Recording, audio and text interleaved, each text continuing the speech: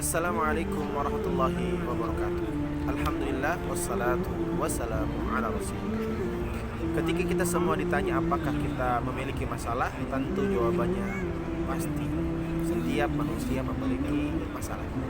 Karena Allah Subhanahu wa taala berfirman, "Alladzi khalaqal mauta wal hayata liyabluwakum ayyukum ahsanu amala." Allah menciptakan yang mati dan yang hidup liyabluwa. Kalimat liyabluwa pada dasarnya bala, ujian, itu yang kita sebut dengan masalah. Maka hakikatnya masalah dan ujian adalah ciri khas kehidupan dunia yang tidak mungkin lepas dari setiap manusia selama hidupnya masih di dunia. Yang harus kita bahas, yang harus kita kemudian pikirkan adalah jangan sampai masalah yang kita hadapi membuat hidup kita bermasalah. Jangan sampai ujian yang Allah berikan kepada kita membuat kita lupa bersyukur, membuat kita tidak bersabar, sehingga kita menjalaninya tidak bahagia dan tidak ceria. Maka pada kesempatan yang ini ada 5 langkah yang kami ingin menyampaikan, ada 5 langkah supaya hidup kita tetap bersabar. Dengan sabar itu kita tetap bisa bahagia dan ceria walaupun berbagai macam ujian menimpa hidup kita. Yang pertama, sebelum kami sampaikan yang pertama, langkah yang pertama, ketika kita ditanya apakah ada kejadian di alam semesta ini yang terjadi di luar kehendak Allah, maka tentu jawabannya semua kita sepakat tidak ada kejadian di alam semesta ini kecuali atas izin dan kehendak Allah. Tidaklah ada daun yang jatuh dari rantingnya melainkan atas izin Allah dan kehendak Allah. Tidaklah ada debu yang terbang ke arah utara, selatan dan kemanapun dia terbang kecuali atas izin dan kehendak Allah. Kita sepakat semua kejadian di kehidupan kita pun itu terjadi karena izin dan kehendak Allah. Atas pertanyaan selanjutnya, ketika kita ditanya apakah A, Allah tidak pernah memberikan yang terbaik untuk hidup kita, B, Allah itu kadang-kadang memberikan yang terbaik untuk kita, atau C, Allah itu selalu memberikan yang terbaik untuk kehidupan kita. Ketika kita disuruh memilih A, B, atau C, tentu kita akan sepakat seyakin-yakinnya pilihannya adalah C. Kita yakin seyakin-yakinnya Allah itu selalu memberikan yang terbaik untuk kehidupan kita. Maka kiat agar kita tetap bersabar, dengan sabar itu tetap bahagia dan ceria dalam kehidupan walaupun banyak ujian dan masalah adalah meyakini segala kejadian yang menimpa kehidupan kita adalah yang terbaik dari Allah Subhanahu wa taala.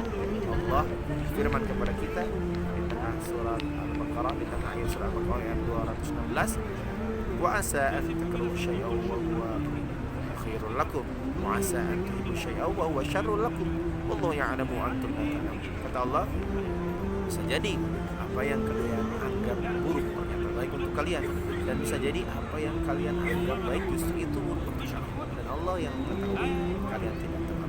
Yang pertama, agar hidup kita tetap bahagia dengan bersabar, yakinilah kejadian yang menimpa hidup kita adalah yang terbaik dari Allah Subhanahu wa taala. Yang kedua, suatu ketika Rasulullah SAW sedang duduk begitu, ada sahabat kami yang datang berkeluh kesah tentang sahabat-sahabat yang lain yang disiksa oleh orang-orang Quraisy, orang-orang jahiliyah. Maka Nabi SAW ketika mendengar keluh kesah itu kemudian menceritakan bahwasanya dulu ada Nabi yang disiksa dengan cara dibelah badannya dengan digergaji, ada yang disisir menggunakan sisir dari besi, terkelupaslah kulit dan dagingnya sampai terlihat tulangnya. Apa pelajaran yang kita ambil dari sini? Rasulullah SAW mengajarkan kepada kita agar hidup kita tetap bersabar. Dengan sabar itu kita ceria dan bahagia menjalani kehidupan adalah ketika datang ujian menimpa hidup kita, coba deh kita lihat ke orang yang ujiannya lebih besar dari kita, ke orang yang masalahnya lebih besar dari kita. Misal kita diuji dengan rasa sakit, batuk misalnya, maka bagaimana agar ketika kita batuk kita tetap sabar dan dengan sabar itu bahagia? Coba lihat ke saudara kita yang ditimpa penyakit yang lebih parah dari kita.